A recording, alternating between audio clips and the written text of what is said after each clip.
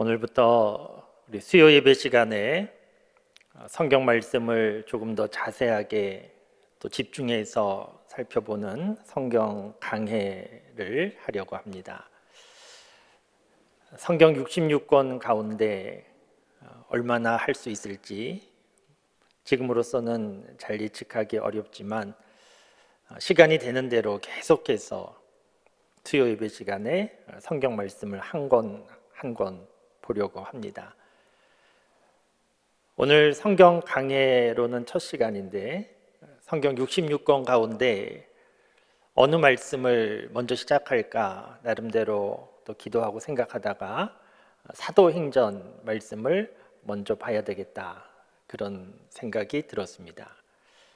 사도행전 말씀을 먼저 보는 이유가 있습니다. 지난 10월경에 우리 교회에서 교회 창립 또 감사 특별 새벽 기도회로 모일 때 주제가 하나님의 기쁨이 되는 교회였습니다. 내년도 2022년 우리 교회 표어도 똑같이 하나님의 기쁨이 되는 교회로 그렇게 정했습니다. 그래서 내년 한 해 동안 하나님의 기쁨이 되는 교회가 되어야지 이런 생각에 집중해서 움직여 보려고 하는데, 하나님의 기쁨이 되는 교회가 되려고 하면 교회는 어떤 곳인지, 교회는 무엇을 해야 하는지, 그래서 하나님께서 기뻐하시는 교회는 어떤 모습인가 하는 것을 알아야 하는데, 사도행전 내용 속에 그 모든 교회에 관한 중요한 내용들이 다 담겨 있습니다. 뿐만 아니라 교회에 관련된 말씀 넘어서서 예수님은 누구신지, 성령님은 누구신지, 하나님 나라는 어떤 곳인지, 우리가 정리해야 되는 중요한 기독교 교리에 해당되는 그러한 내용들이 이 사도행전 말씀에 다 기록되어 있습니다.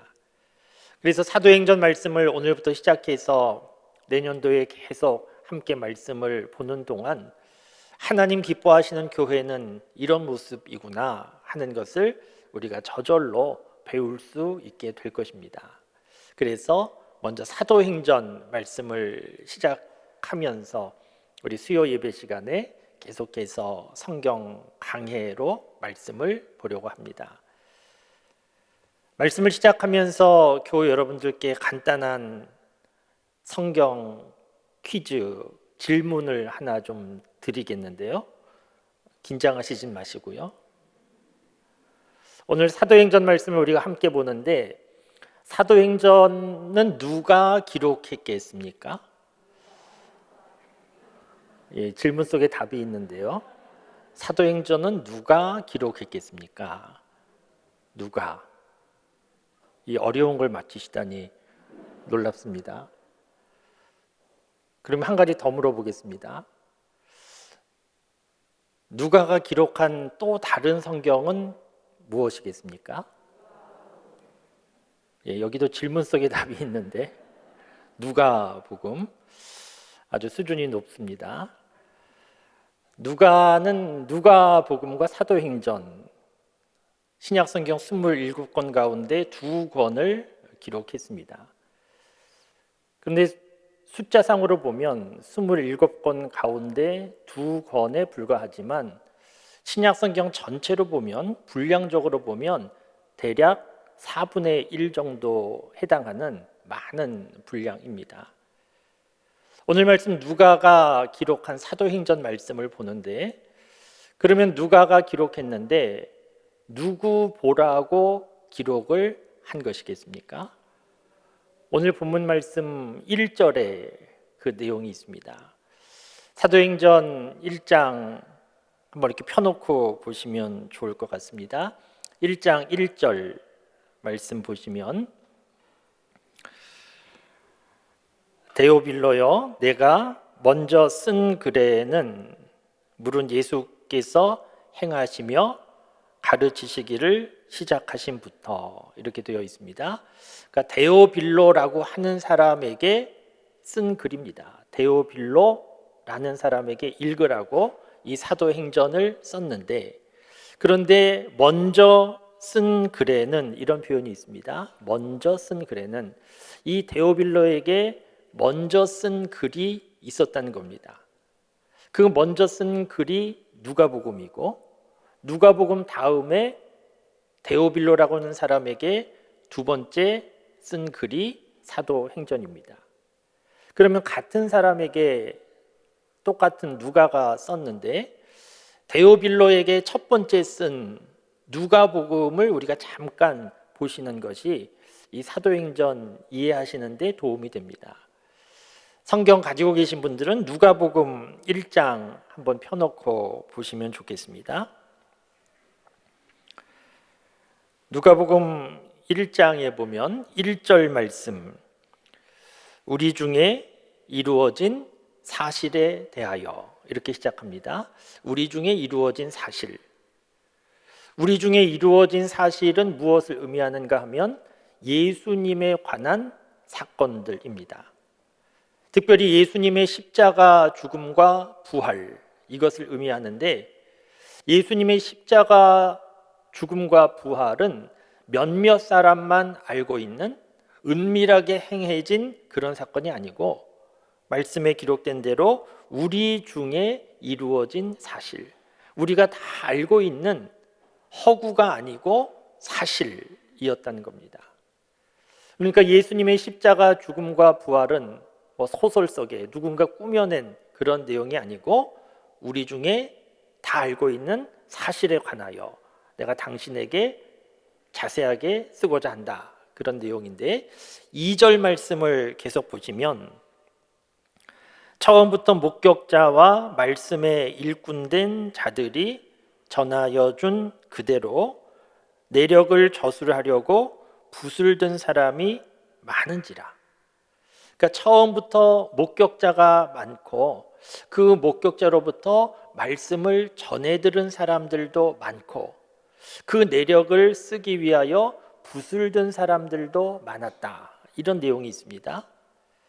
그러니까 붓을 든 사람들이 많았다는 것은 기록했다는 것인데, 요즘처럼 필기도구가 많던 그런 때가 아니었기 때문에, 그리고 필기도구가 있다고 하더라도 예수님께서 십자가에서 죽으시는 그 현장에서 내가 기록해야지, 그래서 붓을 들고 기록하는 사람은 없었습니다. 시간이 좀 경과한 겁니다.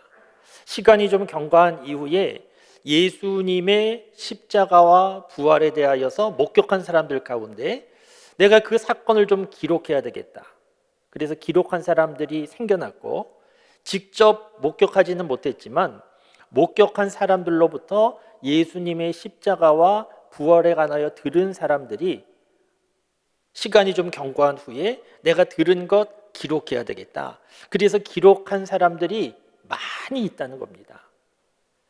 우리가 가지고 있는 성경이 마태, 마가, 누가, 요한복음, 사복음서 흔히 이렇게 말하는데, 마태복음은 마태가 기록한 복음, 마가복음은 마가가 기록한 복음, 누가복음은 누가가, 요한복음은 요한이 기록한 복음인데, 그렇다고 해서 다른 사람은 모르는데 마태, 마가, 누가, 요한에게만 하나님께서 특별한 계시를 주셔서, 그래서 다른 사람은 모르는데 마태, 마가, 누가, 요한만 기록한 것이 아니고, 마태, 마가, 누가, 요한 아니라 할지라도 예수님에 관하여 목격한 사람들, 그리고 목격자로부터 들은 사람들이, 붓을 든 사람들이 많았다, 기록한 사람들이 많았다는 겁니다.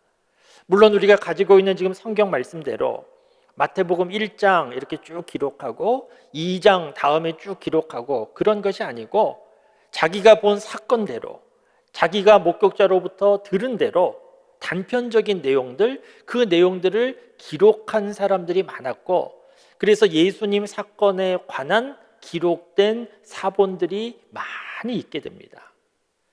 그 기록된 사본들이 많이 있게 되니까 기록에 약간씩 차이가 나기도 합니다.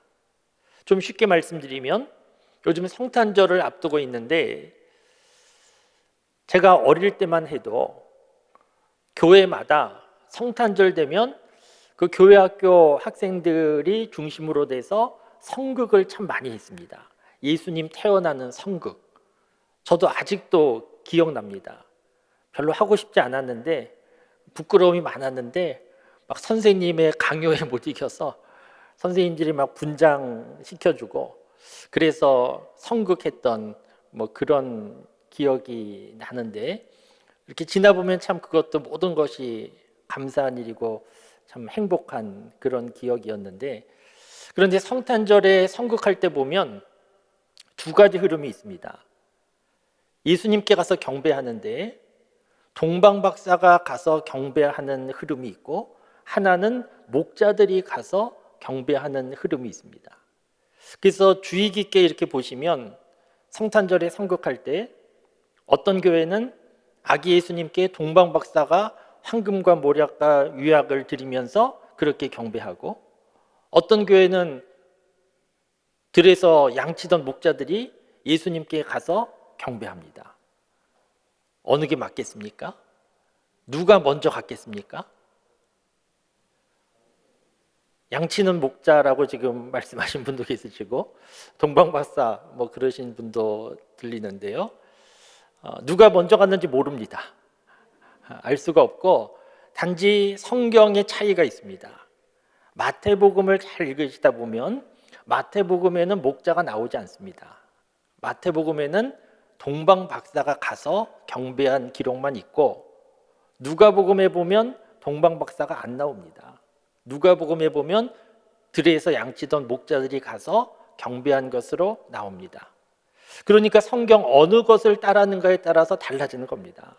마태복음을 중심으로 성극을 준비하게 되면 동방박사가 경배하는 것이고 누가복음 중심으로 성극을 준비하면 목자들이 경배합니다. 차이가 있습니다. 그러면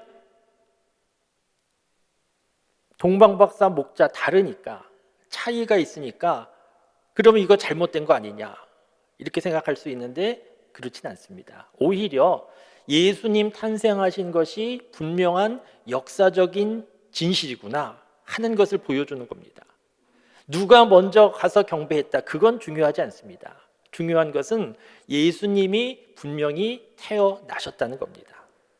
요즘에도 여러 가지 사건들이 일어나는데 기자들이 취재할 때 그 언론사의 성향에 따라서 똑같은 현장을 취재했는데 좀 다릅니다. 근데 분명한 사건은 먼저 있었던 것이고 그러니까 예수님께서 태어나신 사건 그것이 분명히 있었던 것이고 목자가 먼저 갔든지 동방박사가 먼저 갔든지 그것은 전혀 중요한 문제가 아니고 오히려 서로 다르다는 것은 예수님께서 태어나신 것이 분명한 사실이라는 겁니다.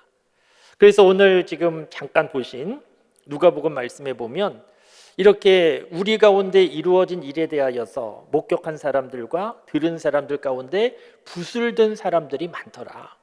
그러니까 예수님께서 세상에 태어나신 사건이 분명한 사건이더라는 겁니다. 한 절만 더 보겠습니다. 누가복음 1장 3절 말씀에 보면 그 모든 일을 근원부터 자세히 미루어 살핀 나도 이 나는 누가겠죠?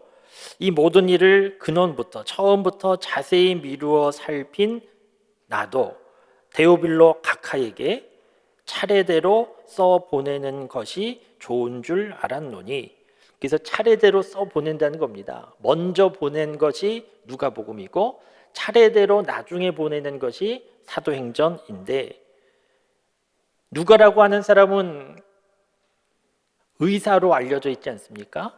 직업이 의사고 만약에 누가가 문학을 전공하는 사람이었다고 하면 기록도 상당히 문학적으로 또 아름다운 표현이 많이 들어갈 것인데 누가는 의사였기 때문에 상당히 논리적으로 그리고 체계적으로 여러 가지 숫자가 등장하면서 누가복음과 사도행전 말씀이 그렇게 기록되어 있습니다.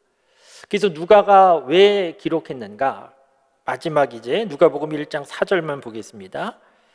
이는 각하가 알고 있는 바를 더 확실하게 하려 함이로다.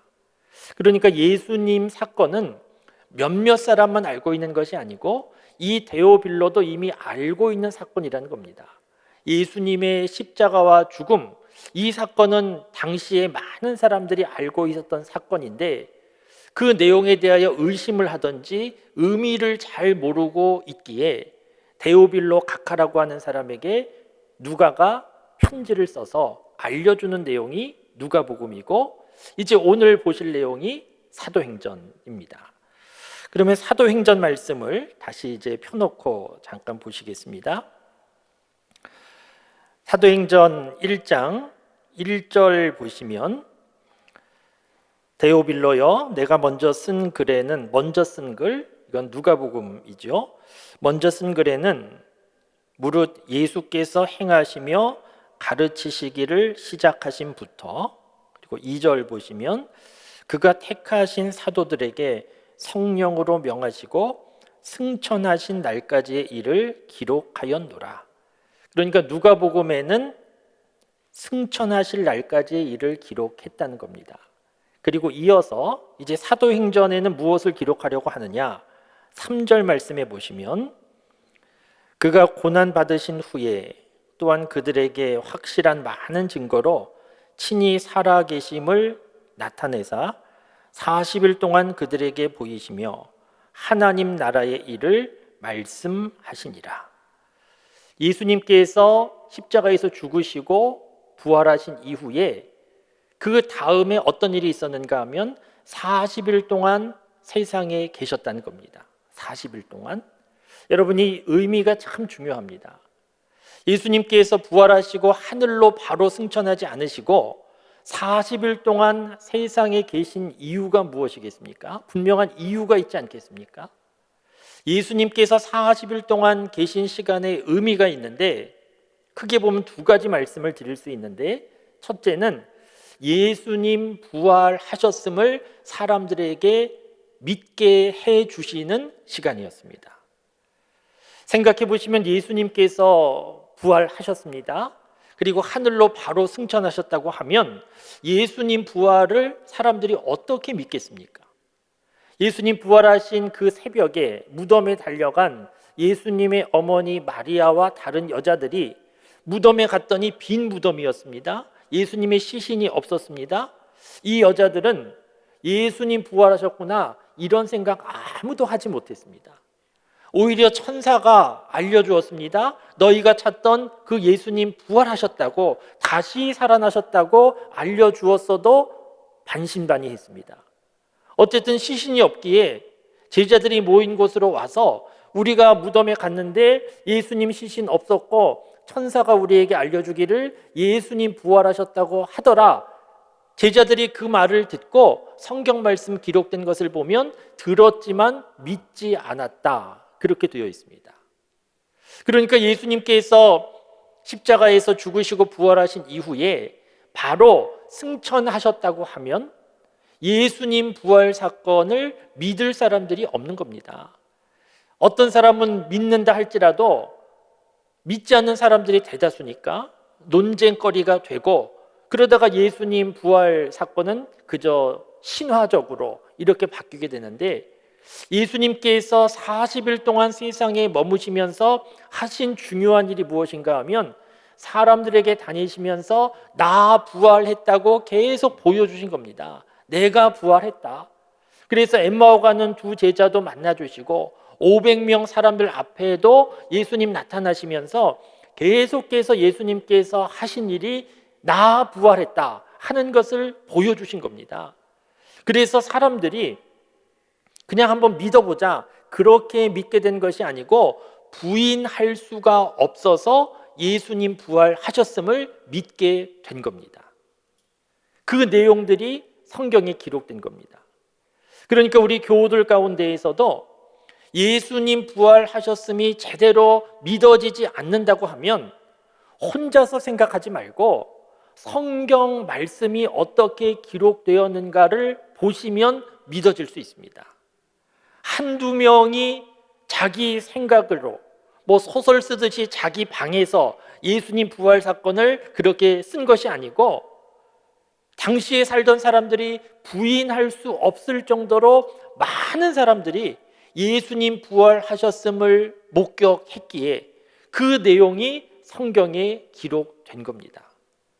그러니까 지금 내 수준에서 우리가 살고 있는 세상의 상식에서 죽은 사람이 어떻게 다시 살아나 이렇게 생각하지 말고 성경 말씀이 한두 사람의 창작물이 아니고 당시에 많은 사람들이 알고 있던 내용들을 많은 목격자와 그 목격자로부터 들은 사람들이 기록한 것, 그것들이 모아진 것이 성경 말씀이구나 하는 것을 알아서 이것이 분명한 사실이구나 하는 것을 믿으실 수 있기를 바랍니다. 예수님께서 40일 동안 세상에 계시면서 하신 일, 예수님 부활하셨음을 보여주신 것이고, 그리고 방금 우리가 함께 보신 말씀에 보면 40일 동안 또 하신 다른 일이 있는데 그것은 하나님 나라에 관하여 계속해서 말씀하셨다는 겁니다.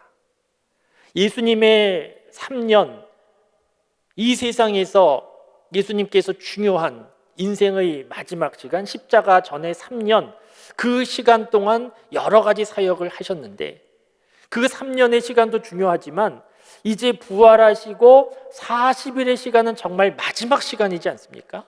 이 마지막 시간 동안에 예수님께서 하신 일은 무엇인가 하면 하나님 나라를 사람들에게 알려주셨다는 겁니다. 이 정말 중요한 시간에 예수님께서 하나님 나라에 관하여 말씀해 주셨다는 것은 예수님께서 하나님 나라를 그만큼 중요하게 생각하셨다는 겁니다. 여러분, 만일 예수님께서 하나님 나라에 관하여 말씀하지 않으셨으면 저와 여러분들은 하나님 나라에 관하여 알 수가 없습니다. 그런데 예수님은 하나님 나라에서 오신 분이기에 하나님 나라에 관하여서 말씀하실 수 있는 유일한 분이십니다. 예수님 주변의 당시 사람들 막연히 하나님 나라 생각했지만 하나님 나라에 대하여 알지 못했습니다. 지금도 우리가 살고 있는 세상 사람들 하나님 나라 모릅니다. 관심도 없습니다. 예수님 믿는 저와 여러분들이 천국, 하나님 나라 믿지만 저와 여러분들도 믿음이 좀 희미해질 때가 있습니다. 가보지 않았으니까.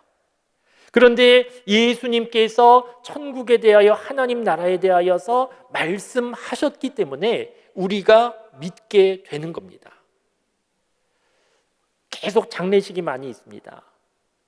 저도 장례식 가는 일이 많이 있는데 장례식에 목사님들이 가서 말씀을 전하실 때 그 말씀의 주제는 딱 한 가지입니다. 천국입니다. 하나님 나라. 어떻게 전할 수 있습니까? 저도 천국에 관하여 말씀을 전할 때 조금도 흔들림이 없이 분명한 확신을 가지고 천국에 관하여 말씀을 전합니다. 어떻게 그럴 수 있습니까? 성경 말씀에 기록되어 있어서. 성경 말씀에 기록된 내용은 예수님께서 알려주신 내용입니다. 예수님께서 천국이 있다 하면 분명히 있는 것이고 예수님께서 내가 곧 길이요 진리요 생명이라고 말씀하시면 분명히 예수님 믿으면 그렇게 됩니다. 그래서 확신을 가지고 말할 수 있습니다. 하나님 나라, 저와 여러분들의 관심이 하나님 나라로 점점 바뀌어야 신앙생활을 잘하고 있는 겁니다. 예수님께서 마지막 그 중요한 40일 동안 집중해서 말씀하신 것 하나님 나라였다. 우리가 이 세상에서 살지만 고린도서 4장 16절 말씀에도 있듯이 보이는 것 잠깐이고 보이지 않는 것 영원하다. 성경 말씀의 강력한 메시지는 하나님 나라입니다. 요한복음 14장 1절 2절 말씀에 보면 예수님께서 제자들에게 말씀하신 내용이 있는데 너희는 마음에 근심하지 말아라. 하나님 아버지를 믿고 또 나를 믿어라. 내 아버지 집에 거할 곳이 많도다. 내가 너희를 위하여 처소를 예비하러 가노라. 이런 말씀을 제자들에게 주셨습니다. 제자들에게 이 말씀을 주신 이유는 제자들이 근심하고 있었기 때문입니다. 그 요한복음 14장 바로 앞장 요한복음 13장 말씀에 보면 예수님께서 제자들 발을 씻어주시는 내용이 있습니다. 발을 씻어주시면서 예수님의 십자가 죽음에 대하여 예수님이 말씀하셨습니다. 나는 이제 십자가에서 죽는다. 제자들은 이해하지 못했지만 뭔가 분위기가 심상찮음을 느꼈습니다. 예수님께서 발을 씻겨주시는 것도 이상하고 예수님께서 죽는다는 말씀도 두렵고 그래서 근심에 쌓여 있는데 이 제자들에게 예수님께서 하신 말씀이 너희는 근심하지 마라. 그 다음 말씀이 내 아버지 집에 거할 곳이 있다. 내가 너희를 위하여 처소를 예배하러 간다. 하나님 나라에 관하여 말씀을 하셨습니다. 당시 제자들은 이해하지 못했을 것 같습니다. 한창 젊은이들인데 그 젊은이들이 지금 예수님 죽음에 대하여 걱정하고 있는데 내 아버지 집에 거할 곳이 많다. 별로 그렇게 이해가 되지 않았을 겁니다. 그런데 예수님께서 그렇게 말씀하신 것은 그 제자들의 근심도 하나님 나라를 생각할 때 이겨낼 수 있다 하는 것을 예수님은 아셨기 때문입니다. 우리가 지금 사도행전 말씀을 오늘부터 보기 시작하는데 사도행전 마지막 장 마지막 말씀에 보면 사도 바울이 로마 감옥에 갇혀 있는 내용으로 끝납니다. 그런데 사도행전 마지막 장 마지막 절 말씀에 보면 그 로마 감옥에서 무엇을 했는가 하면 자기에게 오는 사람들을 다 영접하고 예수님의 복음을 전하면서 하나님 나라에 대하여 가르쳤다는 겁니다. 당시 로마의 권력자들이 화려한 옷을 입고 사도 바울을 찾아왔을 것인데 감옥에 갇힌 초라한 옷을 입은 사도 바울은 그 사람들을 향하여 하나님 나라에 대하여 가르쳤다는 겁니다. 사도 바울은 평생토록 하나님 나라를 붙잡고 하나님 나라에 집중하고 하나님 나라를 향하여 달려간 사람입니다. 그래서 신앙생활 잘했습니다. 요한계시록 우리가 좀 해석하기 어려운 특별한 책으로 이해하고 있지만 요한계시록 고난 가운데 기록된 책인데 도미티안 황제 계속 이어진 네로의 박해 이 상황 가운데 믿음의 사람들 용기를 잃지 말라고 격려하는 내용인데 그 요한계시록의 핵심적인 내용도 하나님 나라입니다. 하나님 나라가 있다. 여러분, 저와 여러분들이 이 세상에서 삶을 살아가고 있는데 우리가 예수님을 믿고 하루하루 신앙의 삶을 살아갈 때 우리의 관심이 조금씩 변화되고 달라져야 신앙생활 잘하는 사람입니다. 어떻게 변화되고 달라져야 되는가? 끊임없이 이 세상에 집중해서 이 세상에서 무엇을 먹을까, 무엇을 입을까, 어떻게 하면 잘 살 수 있을까, 어떻게 하면 성공할 수 있을까, 여기에만 집중되면 신앙생활 잘하는 것이 아닙니다. 이 세상에서 살지만 우리의 관심은 하나님 나라로 계속해서 변화되고 하나님의 나라와 그의 의를 구하는 삶은 어떻게 사는 삶일까? 하나님 앞에 섰을 때 내 모습은 어떤 모습일까? 이 세상에서의 삶이 아무리 힘들고 어렵다 할지라도 내 앞에는 하나님 나라가 있다 하는 소망 가운데 사는 사람이 예수님 잘 믿는 사람입니다. 현실 도피하는 게 아닙니다. 하나님 나라 없는데 있는 것처럼 속이고 있는 게 아니고 예수님께서 부활하신 이후에 세상에 40일 머무시는 그 마지막 순간 중요한 시간 동안 예수님께서 하신 일은 하나님 나라를 가르쳐 주셨다는 겁니다. 사랑하는 성도 여러분, 하나님 나라를 많이 생각하고 하나님 나라를 향한 삶으로 날마다 조금씩 변화될 수 있기를 바랍니다. 멀리 있는 것 같지만 결코 멀리 있지 않습니다. 지난 주일에도 기다림에 관한 말씀을 나누었는데 병원에 가보면 요즘 코로나 때문에 많이 가지는 못하지만 코로나 이전에는 병원 신방 참 많이 했고 중환자실도 많이 갔습니다. 중환자실 의식이 없는 교우들, 그 의료 장비에 의지해서 하루하루 정말 연명하고 있는 그런 교우들 신방도 많이 갔습니다. 그런가 하면 요즘에는 인생의 노년기에 요양병원 많이 가는데 이 자리에 있는 우리도 많은 분들이 이제 요양병원에서 거의 인생의 마지막을 맞이하게 되는 그런 시대를 우리가 살아가고 있는데, 요양병원도 많이 가보는데 요양병원에서 건강에 문제가 있는 분들은 의학적으로 신체적으로 회복될 가능성이 없습니다. 그러니까 의료 장비에 의지해서 하루하루 생명을 연장하거나 더 이상 건강이 회복될 그런 가능성이 없는 이런 분들, 하루하루 살고 있는데, 하루하루 살고 있지만 더 이상 기다릴 것은 아무것도 없습니다. 대통령 선거가 어떻게 되든 이것도 전혀 관심사항이 아닙니다. 하루하루 살고 있는데 그 앞에 놓여 있는 것은 사실 한 가지밖에 없습니다. 그 앞에 놓여 있는 것은 죽음밖에 없습니다. 하루하루 살고 있지만 아무것도 기다릴 것 없고 그 죽음을 향하여 하루하루 가고 있는 것인데, 우리의 인생이 이런 인생이라고 하면 얼마나 헛되고 안타까운 불쌍한 그런 인생입니까? 그런데 인생의 노년기의 기력도 다 쇠하고 건강이 회복될 가능성도 없고 더 이상 기다릴 것도 없지만 하나님 나라를 기다릴 수 있다. 그 앞에 하나님 나라가 있다. 하나님 나라를 기다린다. 그러면 완전히 차원이 달라지는 겁니다. 한평생을 살아오는 동안에 남다르게 고난 가운데 살고 고생도 많이 했고 신체적으로 병들어서 아픈 일도 많이 있다 할지라도 그 인생의 마지막에 기다리는 것이 하나님 나라라고 하면 그의 인생은 복 있는 인생이라 할 수 있습니다. 그러나 세상을 살아오는 동안에 남부럽지 않게 다른 사람보다 훨씬 더 잘 살고 높고 성공적인 삶을 살았지만 그 인생의 마지막 기다림은 아무것도 없고 죽음만이 하루하루 다가오는 인생이라고 하면 그 인생은 불쌍하고 실패한 겁니다. 예수님께서 부활하신 이후에 40일 이 중요한 시간 동안 예수님께서 하나님 나라에 관하여 말씀하신 것은 예수님만이 말씀하시고 알려주실 수 있는 것이고 하나님 나라가 그만큼 중요하기 때문입니다.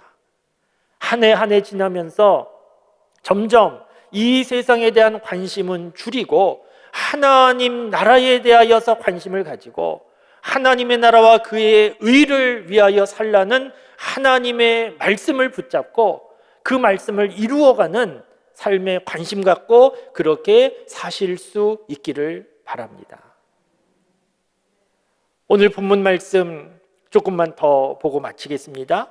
오늘 사도행전 1장 3절 말씀이 그런 내용이 있었는데 4절 말씀에 보면 예수님께서 하나님 나라 말씀하시고 사도들에게 분부하신 내용이 있는데 4절 말씀에 보면 사도와 함께 모이사 그들에게 분부하여 이르시되 예루살렘을 떠나지 말고 내게서 들은 바 아버지께서 약속하신 것을 기다려라. 이 말씀을 주셨다는 겁니다.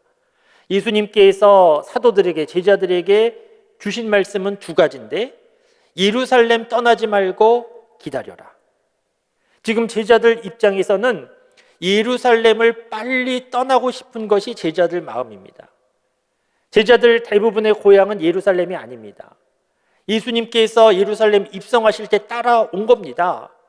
다윗의 자손이여 호산나 우리 왕이여 그렇게 사람들이 환호해주고 맞아줄 때 제자들은 기분 좋게 예루살렘에 들어갔는데 그 예루살렘에서 예수님 죽으신 겁니다. 그리고 예수님 부활하셨는데 제자들 여전히 핍박과 박해 가운데 놓여 있습니다. 예수님을 죽인 사람들이 제자들도 죽이려고 합니다. 그러니까 제자들은 고향도 아니고 예수님처럼 죽을 수 있으니까 빨리 예루살렘을 떠나야 합니다. 예루살렘에 머물 이유가 없습니다.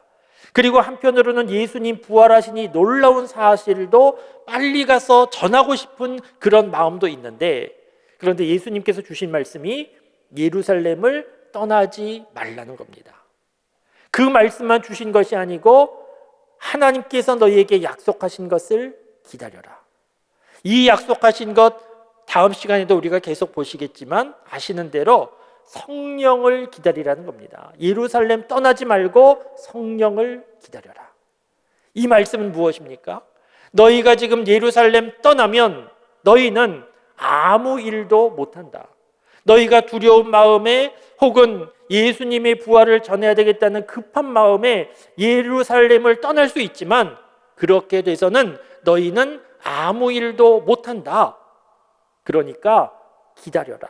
성령을 기다려라. 성령이 능력이다. 성령이 오시면 그 능력으로 너희가 하나님의 일을 감당하는 사람 되니까 너희 마음대로, 너희 판단대로 움직이지 말고 성령을 기다려라. 여러분, 이 말씀은 오늘 저와 여러분들에게도 분명히 해당되는 말씀입니다. 믿음의 사람으로 살아가는 힘과 능력은 어디에서 나오는가? 신앙생활 오래 했기 때문에, 아니면 내가 남다른 직분을 가지고 있기 때문에, 남다른 경험이 있기 때문에 여기에서 신앙생활의 능력이 나오는 것이 아니고, 신앙생활의 능력은 성령 하나님의 도움에서 신앙생활의 능력이 나타납니다. 그래서 저와 여러분들은 어떤 자세로 신앙생활을 해야 하는가 하면 예루살렘을 떠나지 말고 기다려라, 이 자세로 하나님 앞에 있어야 됩니다. 하나님 앞에 기도의 자리, 성령 하나님의 역사를 기다리면서 하나님의 뜻을 구하는 그런 자리가 있어야 우리는 신앙생활 바르게 할 수 있습니다. 사랑하는 성도 여러분, 섣부르게 판단하지 말기를 바랍니다. 상황만 보면서 너무 간단하게 쉽게 판단하지 말고 항상 하나님께 묻고 하나님의 도움을 구하고 그렇게 하루하루 살아가실 수 있기를 바랍니다. 그렇게 하나님의 도움을 구하며 하루하루 살아가는 삶이 성령을 기다려라는 말씀의 의미이고, 그렇게 하나님의 도움을 구하며 하루하루 살아가는 사람들에게 성령 하나님의 인도하심과 도움이 나타나게 됩니다. 상황만 보면서 쉽게 결정하지 말고, 특별히 인생을 살아가면서 중요한 일들이 많이 있는데 그러한 일들이 있다고 하면 더욱더 하나님 앞에 내려놓고 하나님의 뜻을 구하고 잠잠히 기다리는 것이 습관화되는 그런 신앙생활 될 수 있기를 바랍니다.